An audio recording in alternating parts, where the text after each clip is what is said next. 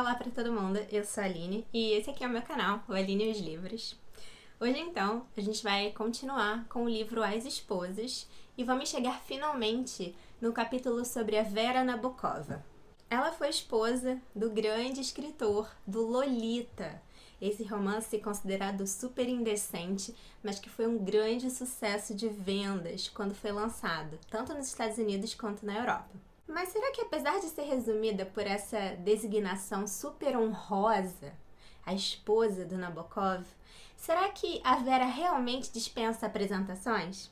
Obviamente que não dispensa. Então vamos mergulhar um pouquinho na vida dela.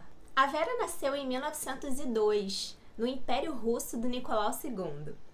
Se você já é um habitué aqui do canal, você sabe que eu tenho uma queda super duradoura pelos Romanov e que eu tenho um monte de vídeos aqui falando sobre o último czar e a família dele. Então a Vera nasceu ainda durante esse último império que a Rússia conheceria.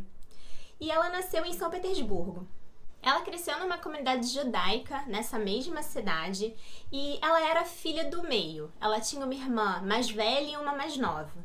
Mas, no entanto, a Vera era considerada a filha mais frágil, porque ela tinha tido muitos episódios de bronquite quando criança.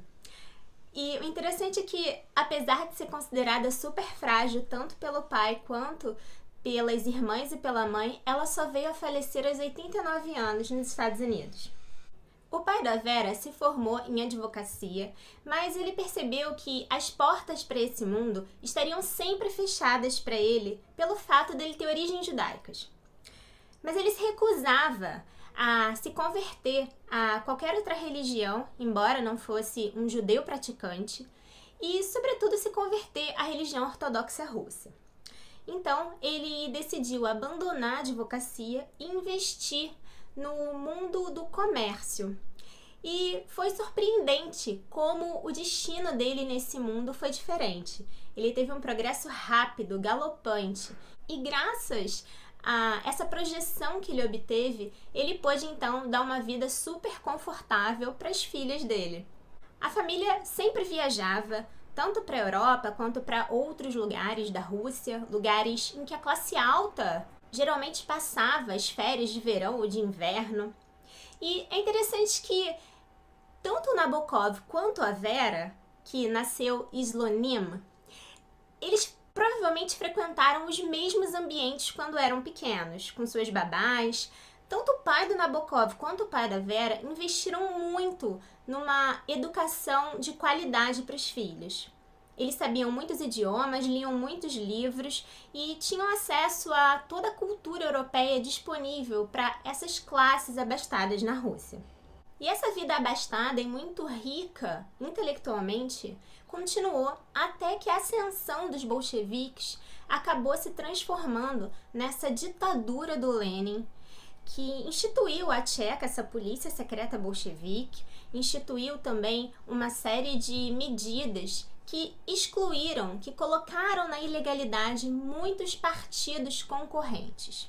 Então a família do Nabokov teve que sair da Rússia e a família da Vera também. O pai da Vera foi o primeiro a fugir, mais tarde a família o encontrou na Crimeia. E interessante como a família do Nabokov seguiu mais ou menos os mesmos passos, que foi essa sequência de passos dos exilados russos, desses emigrantes que pertenciam a essa elite cultural, intelectual e financeira que realmente foi expulsa pelo Lenin. Depois da Crimeia, esses exilados então cruzaram o Mar Negro e foram aportar em Berlim. Berlim era uma cidade que oferecia muitas vantagens porque o custo de vida era muito baixo. Mas é incrível como tanto o Vladimir quanto a Vera não se conheceram nem na Crimeia, em Alta, nem em nenhum desses lugares provisórios por onde eles passaram na fuga da Rússia, na fuga dos bolcheviques. Eles só vieram a se conhecer em 1923, num baile beneficente em Berlim. E a partir desse dia, desse momento do baile, eles se tornaram inseparáveis, muito companheiros. O Nabokov se refere a ela como alguém que estava sempre pronta a completar uma ideia que ainda estava na cabeça dele.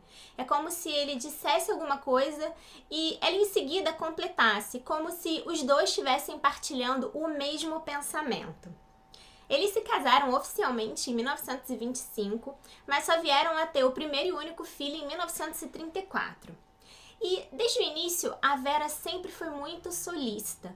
Ela datilografou o primeiro romance do Nabokov, ela cuidava das revisões dos escritos dele e ainda trabalhava fora para garantir boa parte do sustento da família. O Nabokov era aquele tipo de homem, de russo, que achava que a satisfação, o prazer com a composição literária compensavam a miséria, a pobreza em que eles viviam.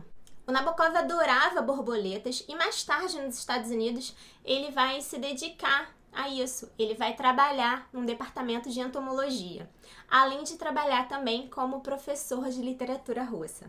Como família, então, eles viveram até 1939, entre Berlim e Praga, onde a mãe do Nabokov morava. Mas com o avanço da invasão do Hitler, do antissemitismo na Europa, eles tiveram que fugir. E o Nabokov começou a procurar diversas oportunidades de trabalho, diversos cargos como professor universitário nos Estados Unidos. E finalmente ele conseguiu. O primeiro lugar para onde a família foi uma região chamada de Nova Inglaterra, que se assemelhava em muito à paisagem russa. Não é à toa que o Solzhenitsyn, sobre o qual eu já falei um pouquinho nessa série de vídeos sobre as esposas, ele e a família também escolheram esse local para comprar uma propriedade e ali eles viveriam e fariam a obra deles. O casal Nabokov conseguiu então fugir da Europa para os Estados Unidos graças à ajuda de uma instituição que resgatava judeus e que era sediada em Nova York. Eles também contaram com a ajuda da Alexandra Tolstói, a filha mais nova do Tolstói, que conhecia o Nabokov, admirava a escrita dele e foi ela que conseguiu os vistos americanos para a família. O interessante é que o Nabokov, ele admirava muito o Tolstói, era o escritor preferido dele, e ele procurou reproduzir com a Vera uma relação parecida com a que o Tolstói teve com a esposa dele, com a Sofia. E mais tarde, no capítulo sobre ela, eu vou falar um pouquinho sobre as particularidades dessa relação. Os Nabokov partilhavam, então, essa cumplicidade no trabalho, partilhavam o gosto e a disposição em fazer expedições atrás de exemplares raros de borboletas. O Nabokov tinha uma coleção impressionante e a Vera estava sempre do lado dele. Ela ficou do lado dele quando ele escreveu Lolita. Mais do que estar do lado dele, foi ela que recuperou aquele manuscrito que ele achava que seria super obsceno e que ele poderia perder o cargo nas universidades, o cargo como professor, caso o livro viesse a ser proibido nos Estados Unidos. Então, ela apostou na publicação do livro e ela aguentou também todas as piadinhas e todas as indiretas sobre quem seria essa Lolita na vida do Nabokov e também essas indiretas sobre a natureza moral do marido dela.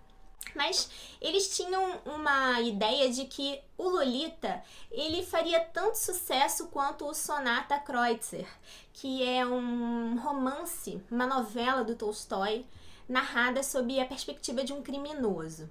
Então, como foi um sucesso esse texto do Tolstói, o Nabokov achava que isso poderia acontecer com o Lolita. E, embora a publicação desse romance tenha demorado, ele foi escrito entre 1950 e 1954, mas a publicação dele só chegou a realmente entrar nos finalmente em 1958. Então foi um grande sucesso. Foi a partir do Lolita que o Nabokov, então, passou a ter o ensino como uma opção, e ele veio a se aposentar alguns anos depois. E eles viveriam apenas da composição literária. O interessante é que, em muitos momentos, quando Nabokov precisava viajar atrás de borboletas, a Vera era capaz de substituí-lo nas aulas, de dar aulas de literatura russa, de dar aulas de russo e também corrigir as dissertações dos alunos. Não é à toa que uma das universidades, se não me engano é a Cornell, onde o Nabokov trabalhou, a última delas, vai dar à Vera uma quantia relativa ao salário de uma assistente. A Vera representou muito mais do que um porto seguro para o Nabokov, um porto seguro que lhe permitia escrever, mas ela interferia positivamente na escrita do Nabokov, com as suas revisões, com os seus comentários, e o Nabokov dizia que ela era a leitora mais sagaz e mais preciosa para o trabalho dele. O Nabokov morreu muito antes da Vera, ele teve uma infecção respiratória e faleceu no hospital, mas a Vera continuou trabalhando para a publicação, para os contratos dos romances dele, como se a separação entre eles nunca tivesse existido. Ela vai falecer só aos 89 anos, muitos anos depois do Nabokov, e vai continuar então levando essa vida de redatora, de revisora. Ela vai então continuar o trabalho dela de sombra, de eco, de irmã siamesa, como Nabokov se referiu a ela em muitos momentos. E ela parecia não ter nenhum problema em ser tratada como uma continuidade do marido. Ela achava que ele é quem deveria aparecer, que ele representava o trabalho dela. Espero que vocês tenham gostado da história da Vera Nabokova.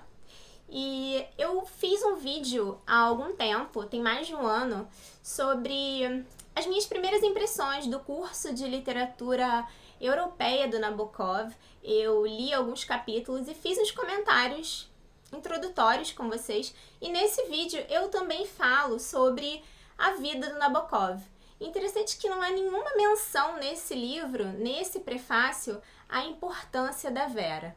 Realmente, a importância dela foi algo que ela própria tentou esconder dos biógrafos, mas que essa autora dessa soma de biografias, Alexandra Popov, ela vai então recuperar o brilho dessas mulheres por trás das obras dos maridos. Eu vou deixar o link para esse vídeo para vocês conhecerem um pouquinho mais da história do Vladimir Nabokov, e eu vejo vocês então nos próximos vídeos com mais esposas.